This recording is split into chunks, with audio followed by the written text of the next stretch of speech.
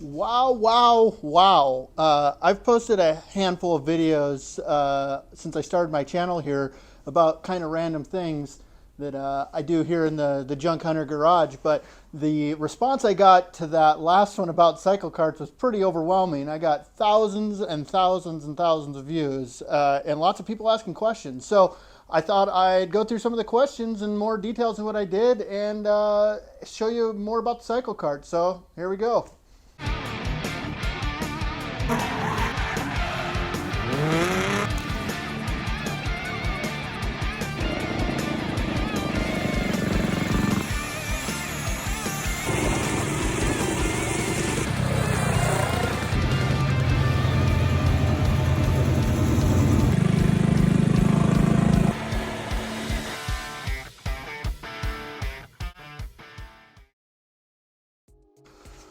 All right, so I guess this is going to be kind of a question and answer thing. I've answered some of these in the comments, but I thought it'd be a good chance to maybe just show you some more things because I got a ton of pictures from my original build, not a ton of videos because I wasn't planning on making videos about it. They're mostly just to post on the forums. So I'll talk to you a little bit about, I guess I'll go into some detail as I answer these questions about more about cycle carts, since I guess that's what you guys want to know about. So let's jump into it. So the first question from PY Futura 07, he asked, or she asked, how much do they cost? Great question, because I mean, you got to start somewhere, right? So this cycle cart you see behind me cost me about, I'd say $1,200 in raw materials. The biggest chunk of that was probably the wheels and tires, which someone asked about later, and I'll go into more of those. But there's not really an easy off-the-shelf solution for wheels. Probably $40 to $50 plus shipping for the wheel, and then another $30 to $50 depending on which tire you're running. The biggest investment was the time, because the fiberglass that I used wasn't particularly expensive. The wood that I used wasn't particularly expensive. Most of the actual chassis and frame are made out of just 1x1 inch thin wall tube stock that is only a few dollars a foot, so that doesn't really cost that whole lot compared to everything else. So all things considered, I would say the budget is only about $1,000 to $1,500 on the high end. And again, depending on how crafty you are and how much of it you can do yourself, it's a lot to bite off at first, but again, if you look at it as 1,000 little projects, and take your time and enjoy it, it's not that bad. All right, second question. Olson Speed asks, how is the rear axle suspended? So that's a great question, and I just kind of touched on it. Actually, when I originally edited the video, there was about 25 minutes of just about the rear axle, and I thought, no one's gonna wanna listen to this. You'll notice these oily shocks going this way, but then the suspension moves up and down like this. So you might be wondering, how do you translate that movement? Well, let me show you. Let's get you in here. You see this triangular bit right back here where that rod is attached to? The whole cart is actually hanging from that rod. So you see that mounts to the main chassis down in this area. And so it's actually hanging on this triangular piece of metal. So as I move the engine back and forth, if you were on the road, this thing's going to be flopping around doing this. But then you'll see how that's moving?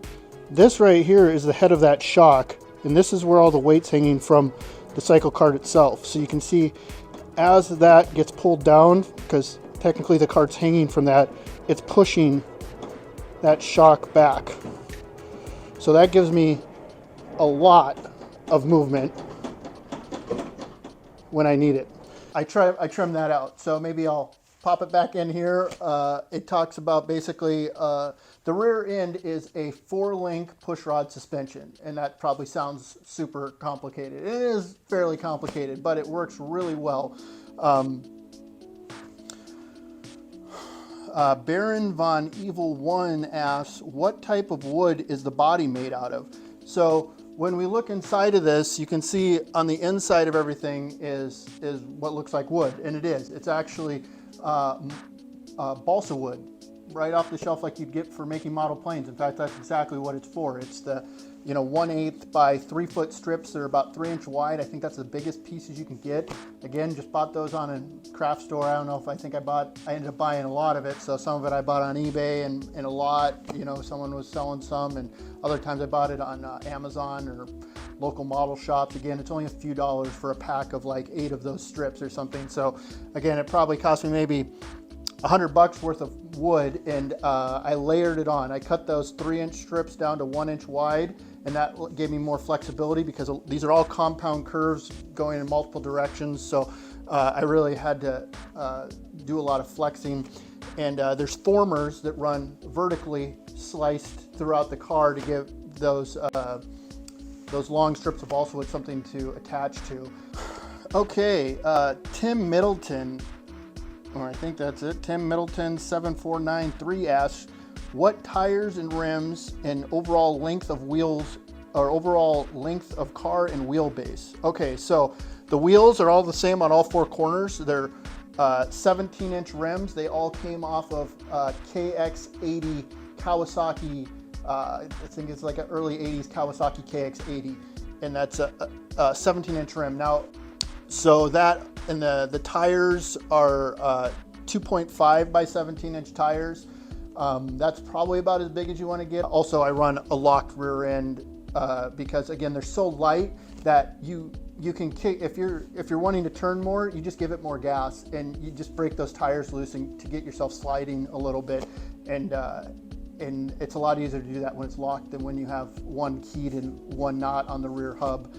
So again, if you want more information about that, I can go into it, post it in the comments, and maybe I'll include it in the next video. But and then the other part of his question was overall length. This kart here is 111 inches from nose to the very tip of the tail.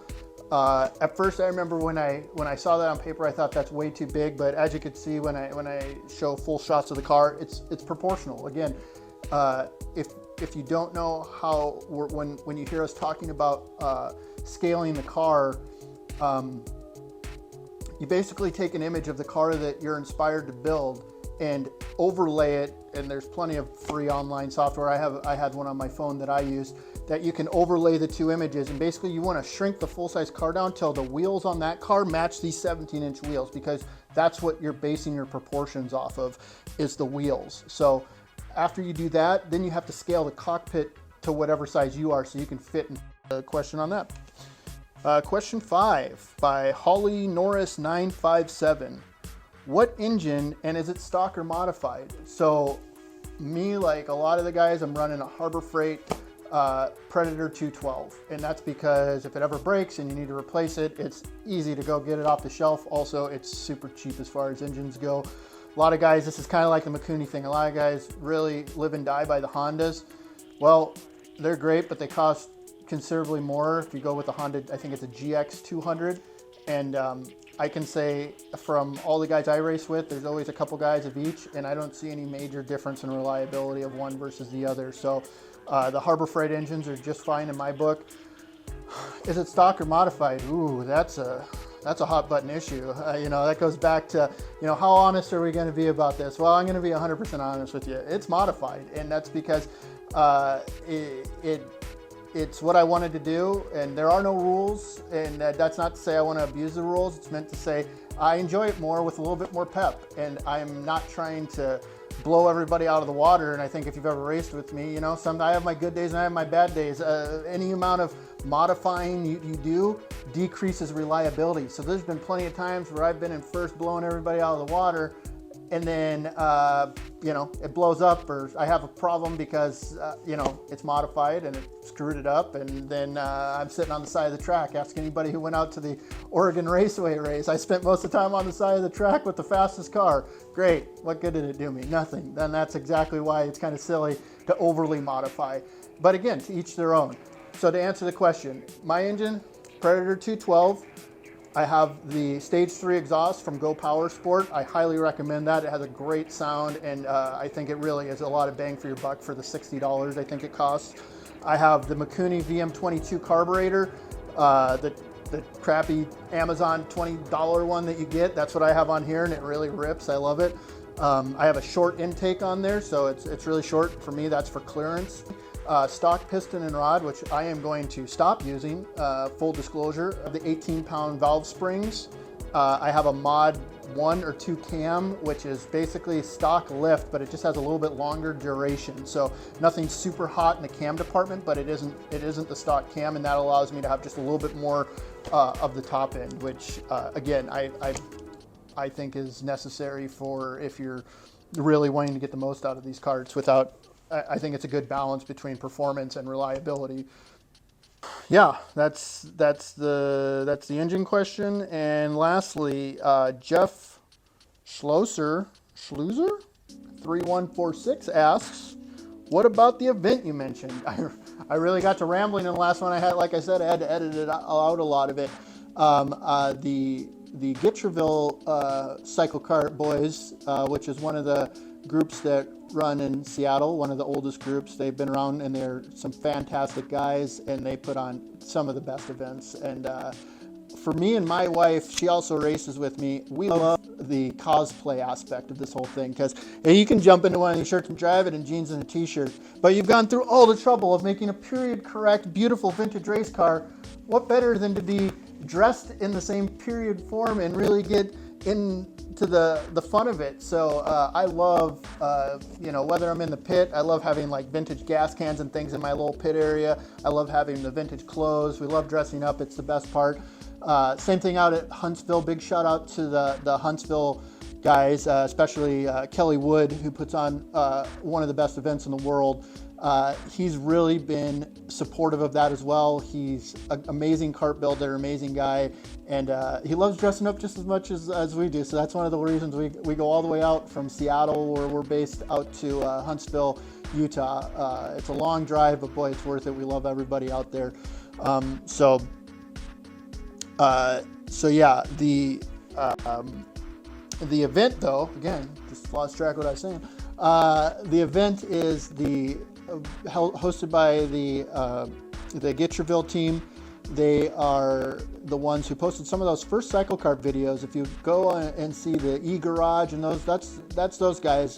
Back at the beginning, some of the first social media stuff was coming from them. So they've been at it for a long time, and they really have a lot of fun with it. And most of their events are invitation only, and that's just to keep, not to try and be snobs about it, but it does keep the event manageable, and it really rewards the guys that put the effort in, because most of the time the cars that they invite are some of the better looking, more true to form cars. And I think that's great, because when you put them all next to each other, it really is something to see. So I'm going to post some videos. Stay tuned. I'm going to take a lot of videos and do some interviews and do some fun stuff. So if you guys are wanting to see what some of the cycle kart events look like, they're a lot of fun. They're usually very low-key events, because again, no one's racing for trophies or money. And anytime we get wrapped up and actually accidentally get to racing and get the red mist, usually afterwards there's a lot of high fives and hugs and saying how fun it was. I have yet to see too many people get upset about not getting a pass in or anything like that. So it's a lot different if you've come from years of motorsports in the past. It's a lot different than your traditional race. So I hope you guys tune back in for that. And I think that's it for now. I just want to say again, thank you so much for your support. And the more you guys tune in and comment and let me know what you want to see, I'm more than happy. I'm trying to respond to all the comments that come in, so that I can, help you guys with whatever you're working on and take away any of the mystery or confusion, or and hopefully just build on the excitement of cycle karts. So thank you for watching, and tune in next time for the Tour d'Elegance, the Tour de Industrial Camino, I think is the name of the event. That's going to be this Saturday, October 7th, down in the south end of Seattle. So stay tuned for that. Thanks, guys.